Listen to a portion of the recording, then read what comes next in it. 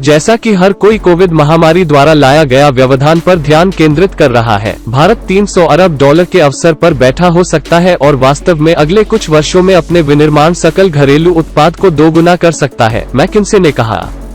McKinsey की report में रजत धवन और सुजॉय सेनगुप्ता ने कहा कि विनिर्माण उद्योग में अधिकांश कंपनियों और क्षेत्रों ने निवेशित पूंजी पर मजबूत रिटर्न नहीं दिया है।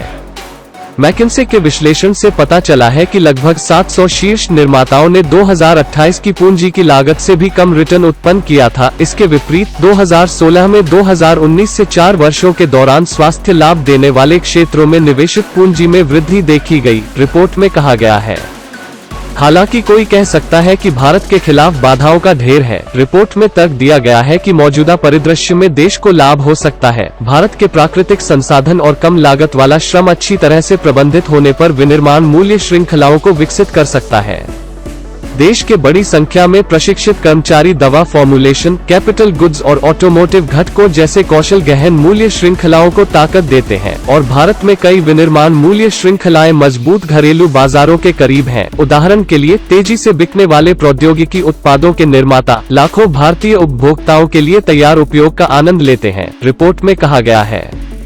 कई विचारशील नेताओं का मानना कि भारत कोविड महामारी के कारण एक स्थिति में हो सकता है, जबकि यह एक नुकसान के रूप में देखा जा सकता है। यह लंबे समय में एक अनूठा लाभ हो सकता है, विशेष रूप से वैश्विक मूल्य श्रृंखलाओं के विघटन को देखते हुए।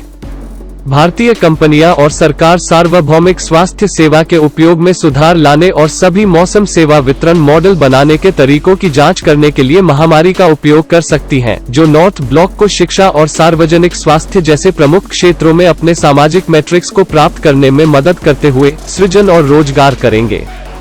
स्वास्थ्य सेवा को बढ़ाने के लिए मौलिक रूप से नए तरीकों को देखने का यह एक समय है। दोनों गुणवत्ता स्वास्थ्य सेवाओं तक पहुंच बढ़ाने और महामारी के लिए सामुदायिक भेद्यता को कम करने के लिए डिजिटल रूप से सक्षम पूर्व चेतावनी प्रणाली बनाने के लिए और शिक्षा, नौकरी निर्माण और कमजोर लोगों के लिए आय सुरक्षा होगी, सूत्रों ने बताया।